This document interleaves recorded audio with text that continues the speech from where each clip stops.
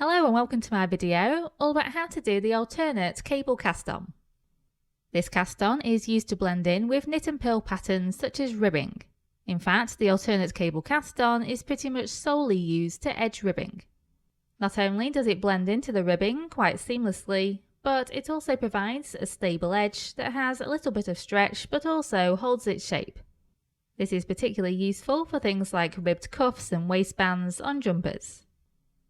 I'm going to be demonstrating this cast on using the 2x2 rib, which is where you knit 2, purl 2, knit 2, purl 2, etc. If you'd like to learn how to do the regular cable cast on as well, then please see my previous video.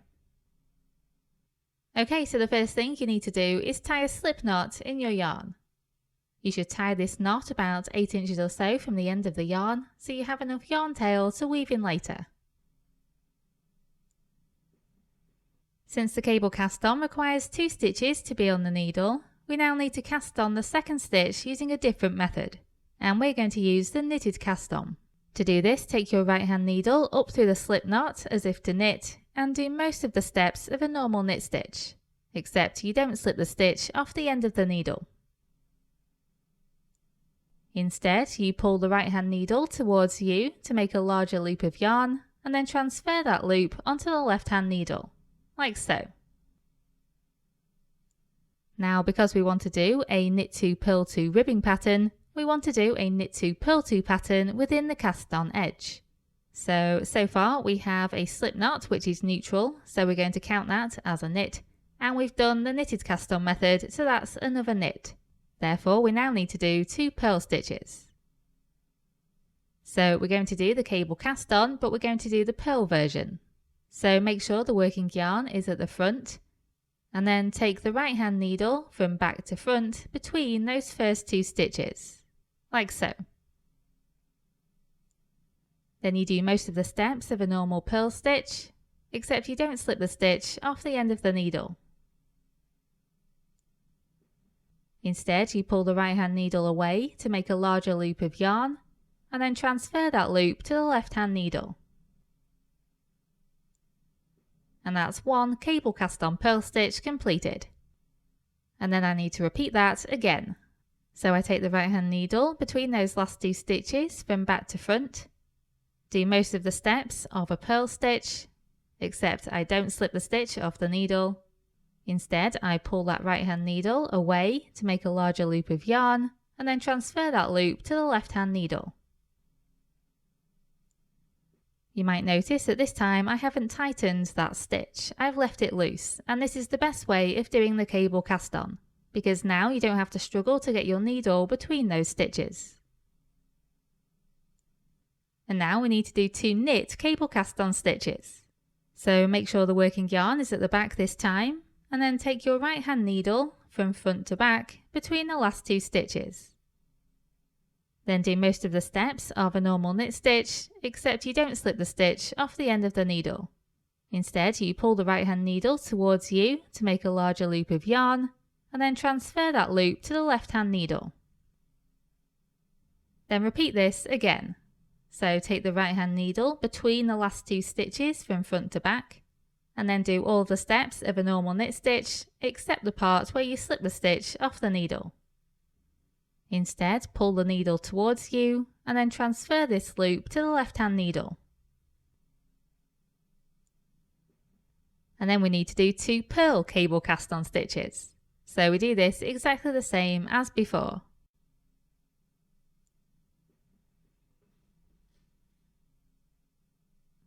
And you just carry on in the same pattern as the ribbing you're going to knit. If, for example, you wanted to knit single ribbing, then you'd be following a knit 1 purl 1 pattern instead.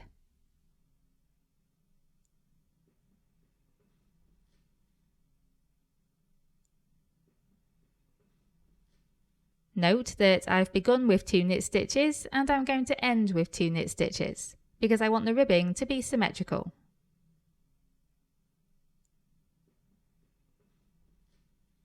Once you've cast on all of the stitches that you want to cast on, then just take a look at the stitches on your needle. You should be able to see that some of the stitches are recessed on the needle and others stand out towards you. Moving on to the first row, we're going to recognise the recessed stitches as purl stitches and the stitches that stand out as knit stitches. Since ribbing is created by knitting the knits and purling the purls, every time we see a purl stitch we're going to purl it, and every time we see a knit stitch we're going to knit it. Therefore, because those first two stitches stand backwards on the needle, we're going to purl those first two stitches. So row 1 begins with 2 purl stitches. Then the next 2 stitches stand forwards, so I'm going to knit those 2 stitches. And I just carry on this purl 2 knit 2 pattern all across the first row.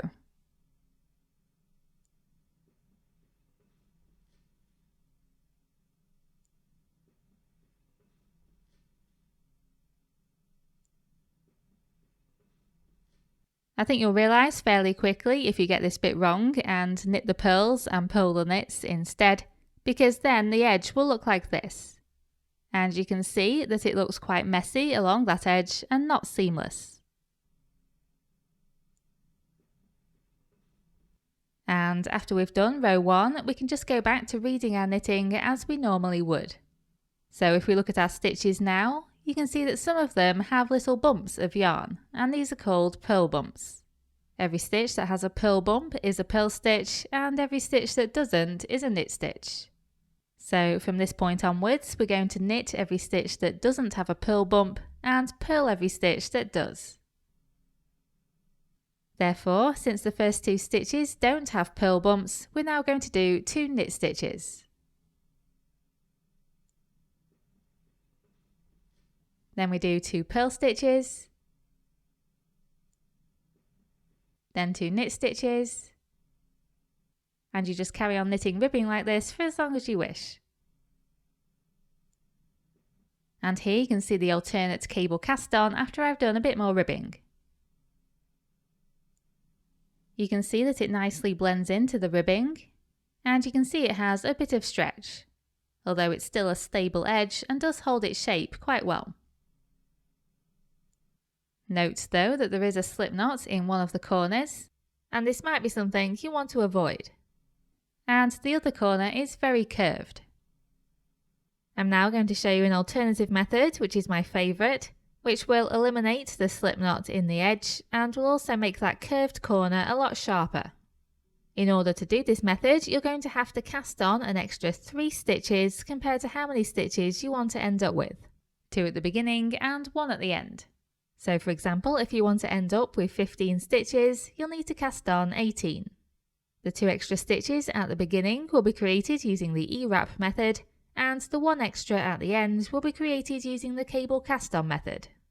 Don't worry if this sounds a bit complicated or intimidating, I promise it's pretty simple. Okay, so to cast on 2 stitches using the E-wrap method and no slip knot, you first need to hold the yarn against the knitting needle in your left hand, like so, with about 8 inches of yarn tail hanging down. Then hold the working yarn with the bottom 3 fingers of your right hand. Then take your index finger over the yarn, behind, under and over again, so you end up pointing away from you. Then take your left hand needle point up through the loop around your finger and transfer it to that left hand needle. And that's 1 E-wrap completed, and you just need to repeat that once more. So take your index finger over the yarn, behind, under and point away from you, then use your left hand needle point to transfer it like so. And that's 2 E-wraps completed, and now we can just carry on with the cable cast on as normal. Whereas in the previous method we counted the first 2 stitches, which were the slip knot and the knitted cast on stitch, as the first 2 knit stitches, in this method we don't count these first 2 E-wraps at all, and that's because we'll be removing them very shortly from the needle. So it's from this point we're going to start following our ribbing pattern, which in my case is knit 2, purl 2. So I start by doing 2 knit cable cast on stitches, making sure I go in between the stitches rather than into them.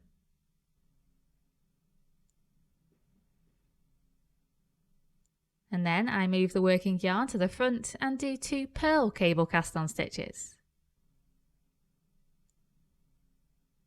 And you just repeat this as many times as you wish.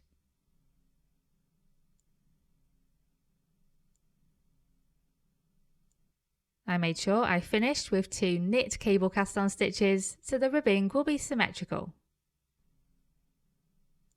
At the end, remember you need to cast on an extra stitch, and this should be made in the same way as the previous stitch. So in my case, this will be a knit cable cast on stitch. This first row we work almost the same as in the previous method. So for every stitch that sits back on the needle, we're going to purl it, and every stitch that sits forwards on the needle, we're going to knit it. My first 3 stitches sit back on the needle, so I'm going to need to purl them. However, we also need to eliminate that extra stitch we added, so we're going to do a P2 tog decrease, which is where you purl 2 stitches together. This is very straightforward, you just need to purl 2 stitches instead of 1. If those first 2 stitches were knit stitches sitting forwards on the needle instead, then you would need to do a K2 tog decrease, which is where you would knit 2 stitches together. And then you just carry on knitting and purling in your ribbing pattern until you reach those E-wraps.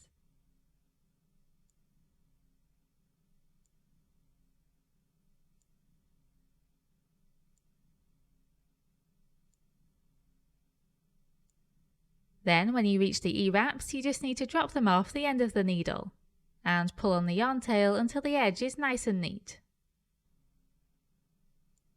So now you've eliminated those 3 extra stitches, and you can just carry on exactly as you did in the previous method, i.e. knit the knits and purl the purls.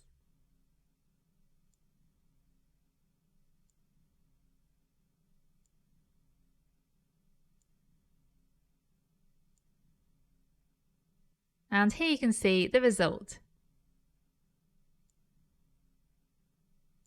There's no slip knot in the edge now, and the other corner is much sharper. I personally just much prefer this edge. And that's it, that's how you do 2 versions of the alternate cable cast on. I really hope you found that useful, and thank you very much for watching.